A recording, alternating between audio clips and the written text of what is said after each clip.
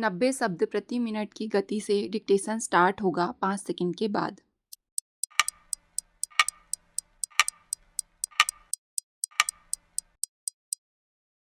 महोदय, ऐसा कहने के बाद भी मैं यह बात स्पष्ट करना चाहूँगी कि हम अपनी समस्याओं को हल करने के लिए अंतर्राष्ट्रीय समुदाय पर या जिन देशों से मैं होकर आई हूँ उन पर निर्भर नहीं कर सकते।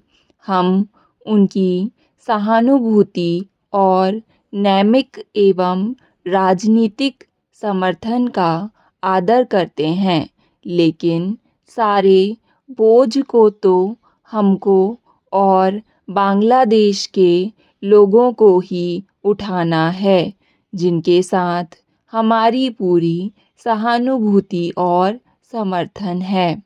जहाँ तक हमारी सुरक्षा को खतरे का प्रश्न है, हमें अपनी स्वतंत्रता और भूमि की रक्षा के लिए अंतिम स्त्री पुरुष तक लड़ने के लिए तैयार रहना चाहिए, और हम हैं भी।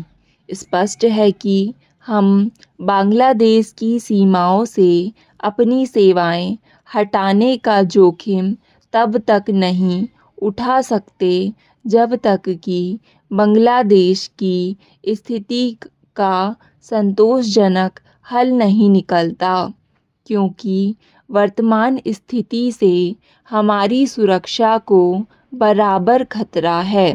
बुद्धिमान लोगों की बुद्धिमानी और दूरदृष्टि से ऐसी समस्याओं के भी हल निकल आए हैं या उनके हल के लिए कदम उठाए गए हैं, जिन समस्याओं का शुरू में कोई हल सूझता ही नहीं था, जैसे कि यूरोप, संयुक्त राज्य अमेरिका और चीन की बीच की समस्या। किंतु इन सब बातों से हम में किसी भी प्रकार की ढिलाई या व्यर्थ की आशाएं नहीं पनपनी चाहिए। यूरोप में बातचीत द्वारा समस्याओं के हल की संभावना दिखाई दे रही है, जो स्वागत योग्य है, और हम आशा करते हैं कि इससे उस महाद्वीप में टिकाऊ सुरक्षा आएगी। इससे एशिया और संसार के दूसरे भागों पर भी स्थायी प्रभाव पड़ेगा। यह भी अनुभूति है कि राजनीतिक वार्तालाप के साथ बहिर्मुखी आर्थिक नीतियाँ भी रहनी चाहिए, विशेषकर विकासशील संसार के बारे में। उन देशों के साथ द्विपक्षीय संबंधों पर भी चर्चा हुई। इसके प्रति भी सहानुभूतिपूर्ण रवैया देखने में आया। बेल्जियम, फ्रांस और जर्मन संघीय गणराज्य ने यह समझा है कि यूरोपीय आर्थिक समुदाय और भारत के बीच संबंधों के बारे में अधिक उदार दृष्टि लेकर विचार होना चाहिए। औद्योगिक, प्रौद्योगिक एवं वैज्ञानिक क्षेत्रों में सहयोग की अब नई संभावनाएं दिखाई देती हैं। संक्षेप में ये विचार हैं जो मैं माननीय सदस्यों को बताना चाहती हूँ। मैं जानबूझकर भिन्न भिन्न देशों के नेताओं का व्यक्तिगत रूप से नाम नहीं ले रही हूँ, क्योंकि वे सभी भारत के साथ पूरी सहानुभूति, मित्रता और सद्भाव रखते हैं। महोदय, केंद्रीय समाज कल्याण बोर्ड का अध्यक्ष पद संभालने के बाद समाज से सीधे नियमित संवाद बनाने की चाहत पनपी। बोर्ड की तरफ से कुछ देकर बृहत समाज से कुछ पाते रहने की। प्रतिमाह समाज में पसरी विसंगतियों में से एक को चुनकर देखने, परखने व सबके सहयोग से परखते रहने की। चलिए इसी बहाने ही सही हम और आप सम्मुख हुए और अब समय आ गया है अपना संकल्प सुनाने का। आपसी चर्चा के दौरान विभिन्न वर्गों के नर नारियों ने पूछा, यह समाज कल्याण बोर्ड क्या है? इसकी गतिविधियाँ क्या हैं? प्रश्नोत्तर के बहाने से एक संकल्प जागा।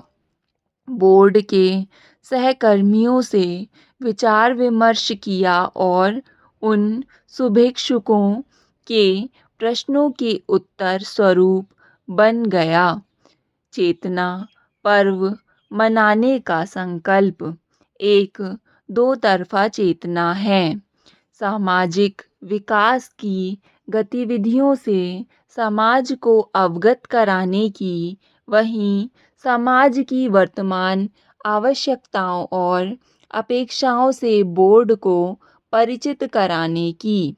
एक बार फिर समाज को जागते रहने का आह्वान करने की आवश्यकता हो गई है। हमारे चारों तरफ जो कुछ हो रहा है, जिसे पढ़ सुनकर हमारा मन व्यथित होता है, क्या वह सब समाज के हाथ पर हाथ धरे बैठे रहने का परिणाम नहीं है? यदि समाज सावधान रहे तो क्या बालिकाओं की अशिक्षा, महिलाओं पर उत्पीड़न, वृद्धों का अनादर, बच्चों की अवहेलना और भी बहुत कुछ रोका नहीं जा सकता है। समय रहते ही संभला जा सकता है।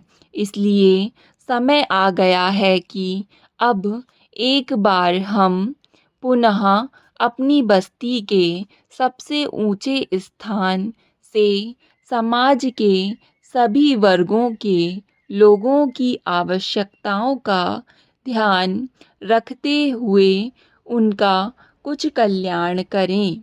और सौभाग्यवश इसी बहाने से ही पिछले माह दिल्ली के कुछ स्वैच्छिक संगठनों द्वारा निकाली चेतना यात्रा को समर्थन और सहयोग देकर बोर्ड ने अपना संदेश समाज के एक हिस्से में पहुंचाकर अपनी ओर से पहल कर दी। इस पहल के तहत ही बोर्ड ने इस संकल्प को पोस्टरों पर अंकित कर समाज में प्रचारित किया। संयोगवश इन्हीं दिनों महिलाओं पर बढ़ते उत्पीड़न के विरुद्ध जन जागरण के लिए संस्थाओं द्वारा विभिन्न कार्यक्रम आयोजित किए जा रहे हैं।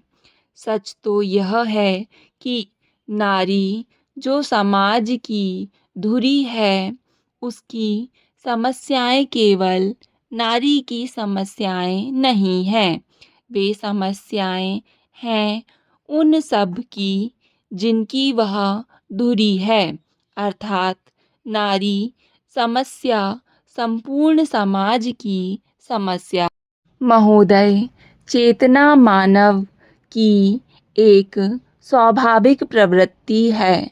यह प्रवृत्ति सामाजिक दबावों से निर्मित और विकसित होती है। यह अपने समय और समाज को जानने समझने से परख होती है। स्थितियाँ और परिवेश इसका निरंतर परिष्कार करते हैं। अपनी चेतना के द्वारा व्यक्ति अपने समय और समाज को भी प्रभावित करता है। इतना ही नहीं, कभी कभी व्यक्ति अपनी चेतना के द्वारा समूचे समाज को अपने अनुसरण के लिए बाध्य करता है। विभिन्न समूहों के गठन के द्वारा सामूहिक चेतना का विकास करता है। सामूहिक चेतना का विकास मानव की सामाजिक प्रगति का आधार है। जहाँ जहाँ सामूहिक चेतना का प्रसार हुआ, वहाँ वहाँ मनुष्य ने प्रगति के नए आयाम विकसित किए, समता और संपन्नता का मार्ग प्रशस्त किया। इतना ही नहीं, अपनी चेतना के द्वारा सारी सामाजिक संरचना को प्रभावित किया, जिससे एक नया इतिहास बना। आज विश्व के किसी भी हिस्से में सामूहिक चेतना से प्रेरित जब भी कोई सामाजिक आंदोलन या सामाजिक बदलाव की प्रक्रिया प्रारंभ होती है, तो उसका प्रभाव शीघ्र ही सारी दुनिया में दिखाई देता है। यह प्रभाव वहाँ के परिवेश के रंग में रंगा होता है। इसलिए चेतना का प्रसार सामाजिक विकास की पहली शर्त है।